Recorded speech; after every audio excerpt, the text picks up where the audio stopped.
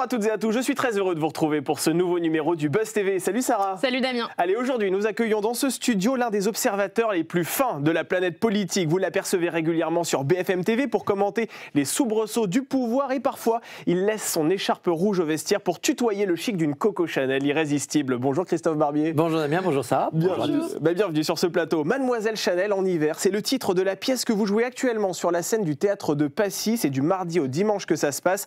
Alors je préfère vous prévenir tout de suite, on va avoir toutes les difficultés du monde avec Sarah à en dire du mal de cette pièce parce qu'on est allé vous voir et sincèrement on a passé un délicieux moment. En revanche je vais vous poser une première question que sans doute beaucoup de téléspectateurs se posent actuellement.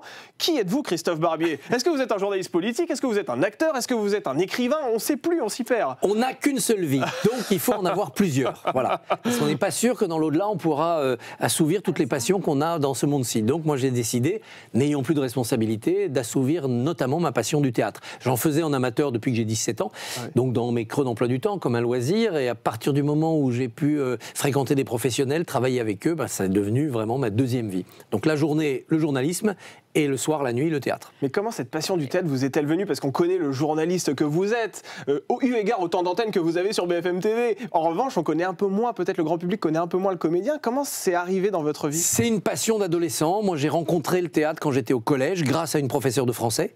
J'avais beaucoup de mal avec la littérature romanesque. Les gros romans du 19e, Stendhal, Flaubert, Balzac, tout ça, ça me tombait des mains.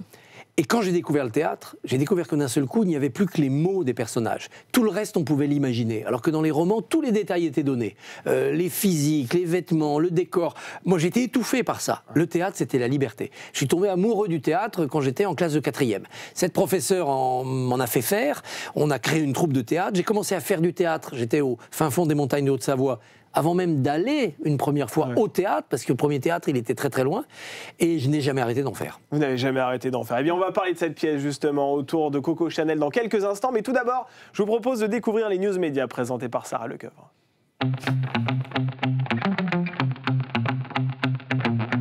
Allez, on commence ces news médias avec Gérard Miller, accusé de viol et d'agression sexuelle sous hypnose. Oui, dans les colonnes du magazine Elle, 3 femmes l'accusent d'agression sexuelle et de viol lors de sessions sous hypnose. Parmi elles, la journaliste et ex-compagne de l'humoriste Stéphane Guillon, Muriel Cousin, qui livre son témoignage pour la première fois. Le psychanalyste habitué des plateaux télé a réagi hier sur la plateforme X et il nie avoir pratiqué l'hypnose hors de son cabinet, assurant que les seules séances qu'il a pu organiser ailleurs ont été sans exception réalisées en public. Il estime qu'en tant que chroniqueur télé et radio, il était de fait un homme de pouvoir et qu'il y avait dès lors une dissymétrie objective entre les femmes et lui. On assiste depuis maintenant plusieurs années à la libération de la parole des femmes, notamment depuis le mouvement MeToo, le début du mouvement MeToo. Est-ce que vous avez le sentiment que le rapport entre les femmes et les hommes est en train un petit peu de changer? Est-ce que vous avez le sentiment que le comportement des hommes maintenant est totalement différent? Vous qui avez un pied dans le monde du théâtre et un pied dans le monde des médias. Oui, le comportement des hommes a complètement changé. Plus personne ne peut dire qu'il n'est pas au courant de ce changement de société. L'effet MeToo, il est là dans la société. Alors bien entendu, il faut qu'il infuse dans toutes les catégories sociales, que finalement un jour la question ne se pose plus parce que le comportement des hommes aura été, si j'ose dire, génétiquement changé. Pour l'instant, je crois qu'il y a cette prise de conscience qui est faite, que la plupart des hommes ont changé leur attitude, leur comportement, y compris ceux qui ont connu la culture d'avant, la culture du patriarcat, y compris ceux, et ils sont nombreux, qui ont des positions de pouvoir. Donc oui, ça a changé. Il y a encore des progrès à faire, il faut que ça se généralise. Ça n'empêchera pas évidemment les tragédies, les faits divers, mais tout de même, il y a un changement non seulement de société, mais presque de psychisme collectif de ce côté-là. Et c'est tant mieux. Attention, dans ce genre de grand mouvement de balancier de la société, il faut faire attention à ne pas piétiner la présomption d'innocence et ne pas aboutir non plus à une société qui serait totalement frigorifiée, où on n'aurait plus de rapport humain pour être sûr de ne pas avoir de mauvais rapports humains. Ça, vous le redoutez? Ah ouais, moi j'ai un peu peur de cela. Il y avait une très bonne pièce ancienne américaine qui s'appelait Oleana, elle a plus de 25 ans cette pièce, qui racontait comment dans les facultés américaines on en venait à plus parler, à plus prendre l'ascenseur, à plus avoir de réunions, à laisser toujours les portes ouvertes, par crainte d'un incident, mais aussi par crainte pour certains de dénonciation d'un faux incident.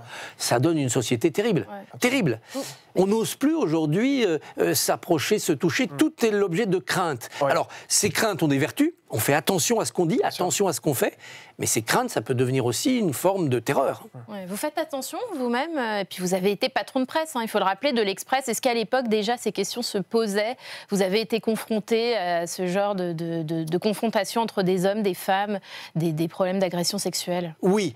D'abord, quand j'ai été nommé directeur du journal, même si avant j'avais eu des responsabilités de service, pour moi, c'était un changement de nature. C'est-à-dire que ça interdisait toute familiarité.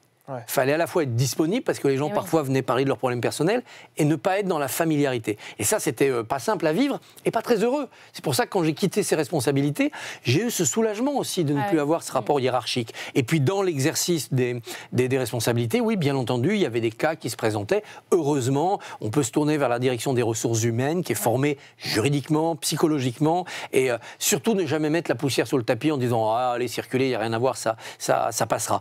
Mais peut-être que dans ce temps-là, moi j'ai arrêté en 2016 de diriger, donc avant MeToo, peut-être que beaucoup de personnes concernées n'ont pas osé en parler, n'ont pas voulu en parler en se disant de toute façon on va me rire au nez et me dire oh c'est pas grave, c'est comme ça, c'est la vie. Et donc je suis peut-être passé à côté de cas parce qu'ils soit ils n'ont pas été assez fortement exprimés, soit moi j'étais pas assez vigilant. Allez, on termine ces infomédias avec la mise au point de Cyril Hanouna. Oui, sachez qu'il n'embarrasse pas du tout Canal+ et qu'il sera diffusé prochainement sur C8. Voilà ce qu'a assuré hier soir l'animateur de TPMP en direct lorsqu'il a découvert un papier du Parisien affirmant que sa direction était embarrassée par le documentaire que prépare Jacques Cardoz sur France Télévisions. Ça s'appellera Enquête de complément.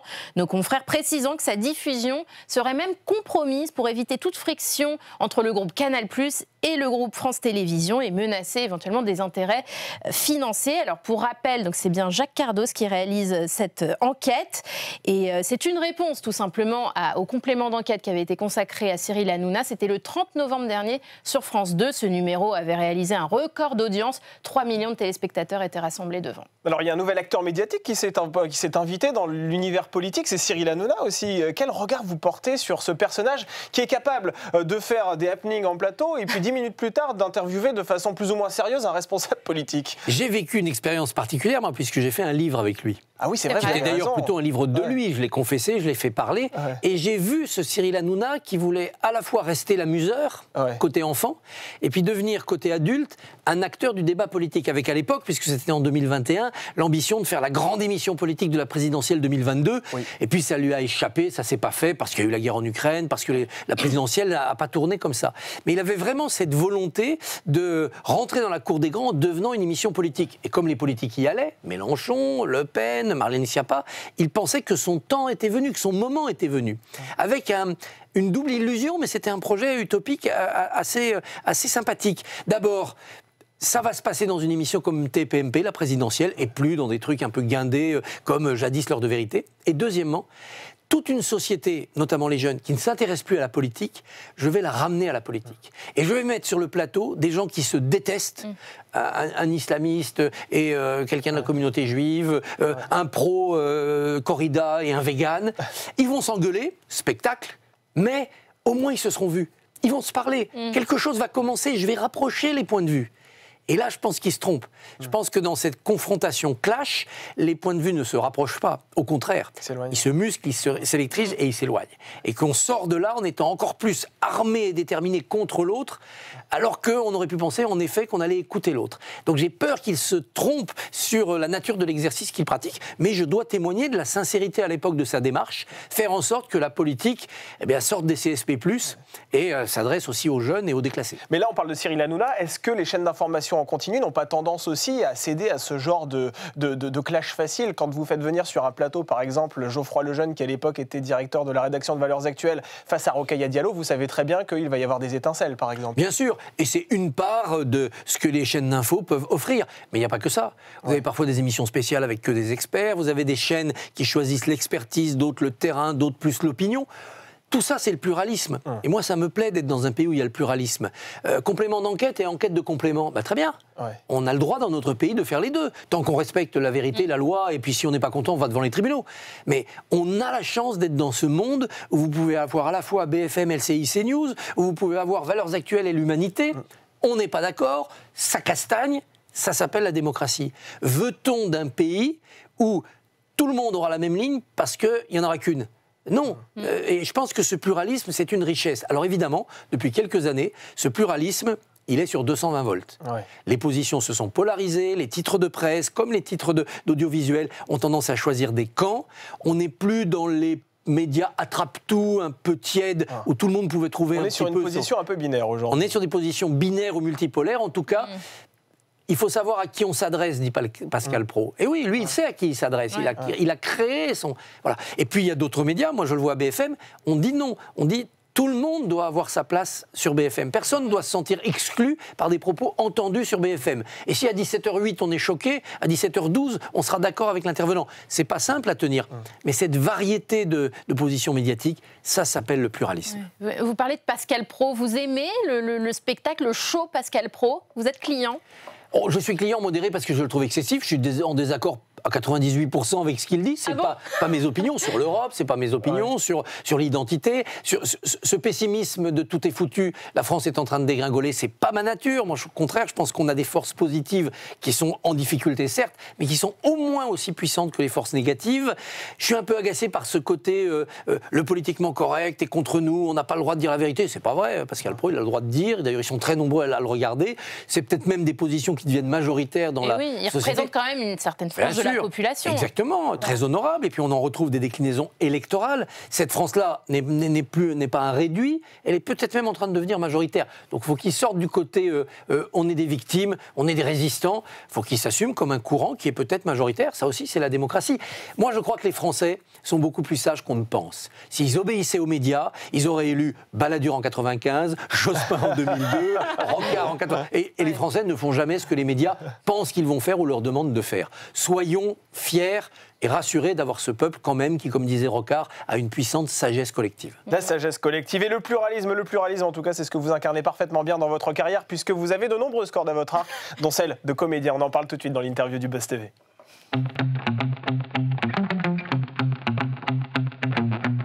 Mademoiselle Chanel en hiver, c'est le titre de la pièce que vous jouez au Théâtre de Passy. C'est du mardi au dimanche. Vous y interprétez l'écrivain Paul Morand. Et cette histoire, finalement, elle raconte l'exil de cette grande dame de la mode en Suisse à la fin de la Seconde Guerre mondiale. Pour quelle raison a-t-elle décidé de fuir le territoire français au moment de la libération? Parce qu'elle risquait la prison si elle restait en France, parce qu'elle avait, entre guillemets, collaboré. Collaboré, peut-être un bien grand mot, mais outre une liaison avec un officier du renseignement allemand, une liaison amoureuse, elle avait trempé dans une affaire d'espionnage. Les Allemands, c'était l'opération Modèle Août, chapeau de mode, lui avaient demandé de se rendre en Espagne pour essayer de faire passer des messages en Angleterre. Tout ça est très confus et les historiens se disputent encore sur sa réelle responsabilité, son engagement. Jamais, ça. Elle a sans doute été plus manipulée que manipulatrice. Mais Coco Chanel a toujours eu des amitiés sulfureuses. Elle a financé un journal avant-guerre qui était vraiment très marqué vers la future collaboration, ce qui allait devenir le collaborationnisme. Donc elle n'était pas blanc-bleu. Donc elle a cet exil. Ça n'enlève en rien à sa combativité. Elle va connaître ses années d'exil, revenir en 53, avoir un redémarrage difficile, et puis après c'est reparti, la magie Chanel va fonctionner. Bon, et si on comprend bien, Chanel n'a pas validé la pièce, enfin, n'a pas de... La maison Chanel n'est pas venue vous voir. Chanel ne s'y est pas opposée, la marque Chanel ne s'y est pas opposée, c'est pas une pièce diffamatoire, ce sont des faits connus historiques, avec autour une coquille romanesque et amoureuse. On a eu beaucoup de spectateurs et de spectatrices qui viennent du milieu de la mode, et notamment des jeunes qui sont en école de mode, et qui découvraient un peu les yeux écarquillés, la face sombre de Chanel. Évidemment, cet aspect collaboration, mais aussi la morphine, son addiction et sa bisexualité. C'est pas ce qui est dans le mythe Chanel publicitaire, mais c'est la réalité d'une femme dont le génie venait aussi de ses ambivalences. Et le talent de cette pièce, le talent de Thierry Lassalle, l'auteur, ce qu'Anne Bourgeois, la mise en scène, a su mettre en avant, c'est l'ambivalence. On voit pas des salauds face à des gentils. On voit des gens gris clair et gris foncé dans leurs ambivalences. C'est vrai aussi pour Paul Morand, qui est un véritable génie littéraire, qui se lit encore aujourd'hui très bien, son style n'a pas vieilli. Il a d'ailleurs, après la guerre, été remis en valeur par les hussards, qui l'ont validé. Ça n'enlève rien à son comportement ignominieux du côté de la politique, et notamment son comportement antisémite. L'homme est l'œuvre. On en revient aussi au débat qu'on avait tout à l'heure qui entoure parfois MeToo. L'homme et l'œuvre, comment on sépare? Oui, vous avez parlé effectivement de la relation assez ambiguë qu'elle pouvait avoir avec les nazis, mais on peut aussi parler de son caractère, Coco Chanel, qui n'est pas forcément très reluisant non plus. C'est quelqu'un quand même qui est assez tyrannique. D'ailleurs, vous, Paul Morand, dans cette pièce, vous êtes un peu son larbin, il faut le dire. Oui, parce que Paul Morand, à ce moment-là, a quelques ennuis d'argent, donc il vit à son crochet, elle le loge à l'hôtel, et elle le paye pour faire des interviews en vue de mémoire, qui ne paraîtront jamais. Paul Morand fera un livre après la mort de de Chanel en 76, l'allure de Chanel. Et donc, il est en effet son secrétaire. Et lui, qui avait acquis une position sociale éminente, courtisé, écrivain célèbre, diplomate, se trouve humilié par ça. Et comme en effet elle a un comportement très cassant, qui est le revers aussi de sa passion positive, parce qu'elle peut être aussi en amour pour les gens, bah, ça fait des étincelles quand même. Il ne se laisse pas faire quand même. Oui. Et comment vous avez préparé ce rôle d'ailleurs? Vous avez relu tous les livres de Paul Morand? Alors, il y a eu 3 temps. D'abord, il y a eu la lecture de la pièce. 3 minutes avant la première lecture publique, hein, c'est comme ça qu'on procède au théâtre, on fait des lectures devant des producteurs éventuels. Je ne connaissais pas Caroline. On ne s'était jamais rencontrés. Donc l'actrice qui joue Coco Chanel. L'actrice qui joue Coco Chanel. Et avec Caroline Sillol, on s'est retrouvés côte à côte à faire ces lectures, et là, il y a eu un instant magique. J'ai eu l'impression d'avoir joué pendant 20 ans avec elle. On avait nos automatismes. Et ça, au théâtre, c'est rare, et ça indique tout de suite que il faut faire le projet.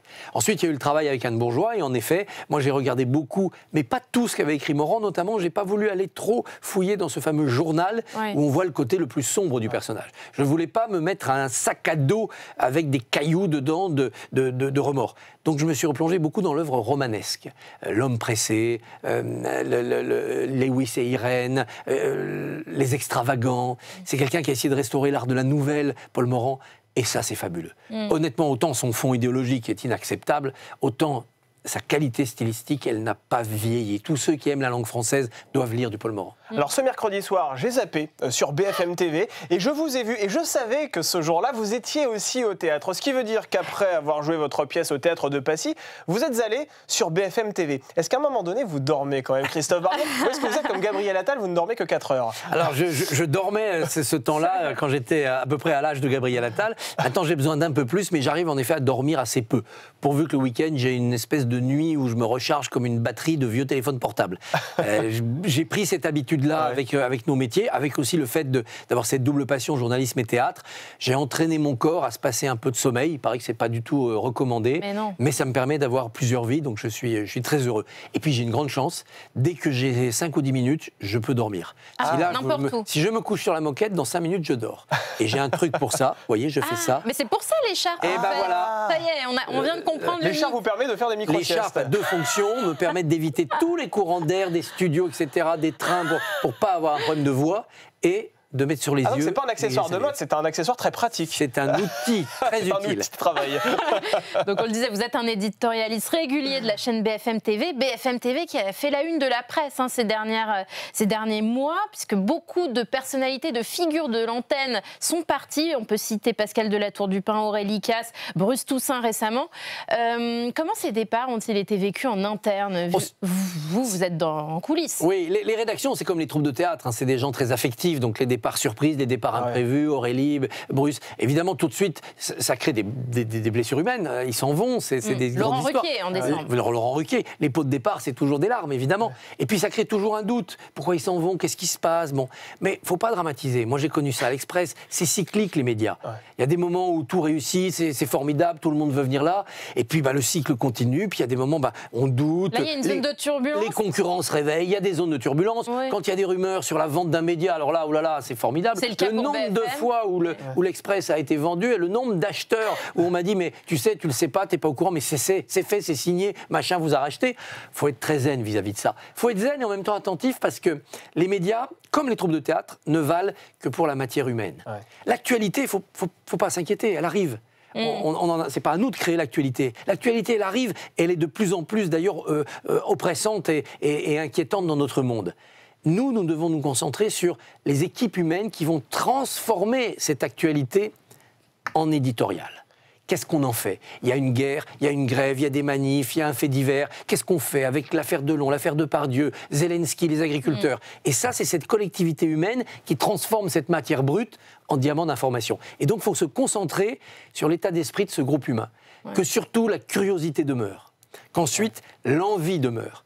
Et qu'après, il y ait la passion. Et la passion, c'est pas seulement la passion positive du succès des audiences qui montent, c'est la passion des engueulades, c'est la passion des moments de doute, c'est tout sauf la routine. On a la chance de faire des métiers où la routine est extrêmement rare. Il y a tellement de métiers qui sont infligés à des gens avec la routine comme seul guide. Même dans les moments où les médias traversent des périodes difficiles, et ça arrive à tous les médias, le Figaro comme l'Express, il faut se dire ça. Les moments difficiles, c'est aussi la preuve que nous ne vivons pas de la routine. Est-ce que vous avez hésité à partir, vous, Christophe Barbier? Non. Non, à aucun moment. D'abord parce que personne ne m'a demandé d'aller ailleurs. Donc la question ça compte beaucoup. Vous n'êtes pas dragué par d'autres chaînes? Ben non, c'est peut-être, j'atteins peut-être une espèce de plage d'obsolescence. Ou alors tout le monde sait que vous êtes à BFM TV, oui, que vous y êtes bien. Peut-être aussi. Moi, je suis très heureux parce que j'ai la chance aussi d'abord de ne pas avoir de responsabilité. J'en avais à l'Express. Ça vous rend esclave d'un média. Vous devez être disponible jour et nuit, c'est normal. Je ne pourrais pas faire de théâtre. Et de travailler sur des tranches qui sont toujours très agréables. Parce que l'après-midi, avec Olivier Truchot et Alain Marchal, il y a une liberté de ton. Et ça va très vite. Alors, on ne peut pas développer de grands raisonnements. On est dans l'émotionnel, mais on va vite. Et le soir, avec Maxime et maintenant avec Julie Hamet, on a du temps. Et on doit apporter ce petit plus de réflexion qui fait que vous avez tout vu, comment on décrypte. Qu'est-ce qu'on peut en tirer comme leçon? Hier, par exemple, j'ai pu faire un dégagement sur la conférence de Stresa, 1958, la première conférence agricole européenne. Il y a 6 pays, plus le Danemark qui est invité. Les problèmes sont les mêmes qu'aujourd'hui. Revenus agricoles, les prix de revient sont trop élevés en France, les exploitations familiales, il faut faire attention. Ce qu'on entend en 2024, on l'entendait en 1958 à la conférence de Stresa. Ça relativise aussi. Ça montre aussi que l'histoire est un perpétuel recommencement. Alors l'actualité politique, vous ne la suivez pas depuis 1958 non plus, mais quotidiennement depuis à peu près plus de 30 ans. Je ne vais pas vous faire offense, attention.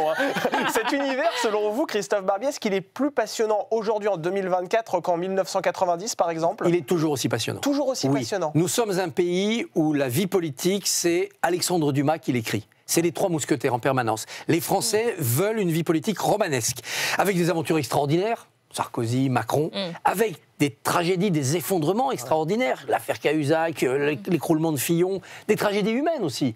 La mort de Mitterrand, la mort de Pompidou. On veut que notre vie politique soit un roman. Et le peuple français fait en sorte de bousculer l'intrigue et les personnages pour que ça demeure un roman. C'est romanesque selon vous? Oui, c'est romanesque. Ah oui? Bien sûr, c'est romanesque la NUPES. Mais regardez la figure de Jean-Luc Mélenchon. C'est une figure tellement romanesque que j'en ai fait une pièce de théâtre, moi. Un grand monologue qui va être publié en avril. Mélenchon est peut-être du côté du roman noir, il est peut-être plus près de Cagliostro que du comte de Monte Cristo, mais il fait partie de ce tropisme romanesque. Nous ne voulons pas nous ennuyer. Nous ne voulons pas avoir une vie politique à la scandinave, avec des super fonctionnaires. Nous voulons des héros de romans. Et les héros de romans, c'est pas que des jolis cœurs, c'est pas que le Cid, il faut aussi des méchants. Et on construit comme ça notre vie politique. Je ne me suis jamais ennuyé. En revanche, il y a des choses qui se sont dégradées, le niveau intellectuel, la vision à long terme. C'est de la faute des hommes et des femmes politiques, mais pas seulement. C'est de la faute des réseaux sociaux, de cette lessiveuse médiatique. C'est de la faute aussi des Français qui sont peut-être dans une exigence de réponse urgente. Ils n'ont plus le souci de l'intérêt général et de leur pays à long terme. On est tous un peu individualistes. Mais c'est vrai que de ce côté-là, on a perdu. On a perdu en hauteur de vue. Mais ça reviendra. Ça reviendra. Il y aura d'autres périodes. Et qu'est-ce qui restera de la vie politique de 2020-2024 dans les livres d'histoire dans 5-6 décennies? Quand on posait la question à Mitterrand, il disait, vous savez, tout en Camon, il y a 2 lignes dans le dictionnaire. Donc voilà. Ah oui, ça relativise. Ça relativise. Et de cette période-là, il restera quand même, à mon avis, plusieurs choses. La figure de Macron est une figure assez exceptionnelle. On verra comment ça se terminera. Ça se terminera peut-être mal, mais la décennie Macron, ça sera quelque chose d'à part, que les politologues vont regarder avec attention, en fonction de ce qu'il y a eu avant et ce qu'il y aura après. Et puis, il restera quand même ce moment de bascule, et moi je ne veux pas être pessimiste, où on voit que l'Europe, le vieux continent, et sa civilisation vacillent. De quel côté ça tombe? Nous devenons, tel l'Empire romain s'effondrant, les esclaves d'autres empires, chinois, islamistes, américains, ou bien nous relançons la machine européenne en comprenant qu'il faut changer d'échelle, donc on fait vraiment l'Europe, c'est pour ça que je suis fédéraliste, parce que la nation a porté, les nations ont porté, maintenant il faut le penser à l'échelle de l'Europe, et en remettant en modernité, en séduction, ce qui fonde notre Europe, c'est-à-dire les valeurs notamment de la démocratie athénienne. On est arrivé au bout du souffle de la démocratie, il faut trouver un second souffle. C'est possible. On n'est pas obligé d'aller vers la tyrannie. Mais il faut y songer, il faut avoir des idées. Christophe Barbier, hier nous recevions à votre place Patrick Roger, directeur général de Sud Radio. Il avait une question à vous poser, je vous propose de la découvrir. Christophe, on se connaît bien. Est-ce qu'aujourd'hui, tu te sens plus à l'aise avec un stylo ou sur scène, en jouant évidemment au théâtre, parce que je sais que c'est ta passion depuis quelques années. Et puis, quelques questions subsidiaires. Est-ce que sur scène, je ne t'ai pas vu récemment, mais tu enlèves ton écharpe? Alors, vous avez déjà répondu à la première question plus tôt dans cette interview. En revanche, l'écharpe, on ne le sait pas. On ne l'a pas précisé dans cette interview. Vous l'enlevez, vous la gardez. Je l'enlève. Quand on est au théâtre, on est un autre. C'est un des plaisirs d'ailleurs du théâtre, c'est d'être complètement un autre personnage, d'en endosser le physique, le comportement, les idées. Oui. Si on ne défend pas son personnage, on ne peut pas faire de théâtre. Donc je l'enlève. Si on raisonne en termes de bonheur, d'épanouissement, il y a quelque chose au théâtre qui est de l'ordre de l'extase que jamais on n'atteindra dans nos métiers journalistiques. Parce qu'il y a ce petit plus de la magie artistique et le public, qui est indicible. Et puis le public qui est là présent physiquement, alors que là on s'adresse à des caméras. Ça c'est inégalable pour nos métiers. Maintenant, la force de nos métiers, c'est qu'on ne joue pas le texte d'un autre. On écrit ses propres convictions. On est à la fois l'auteur, le metteur en scène et l'acteur de sa propre conviction.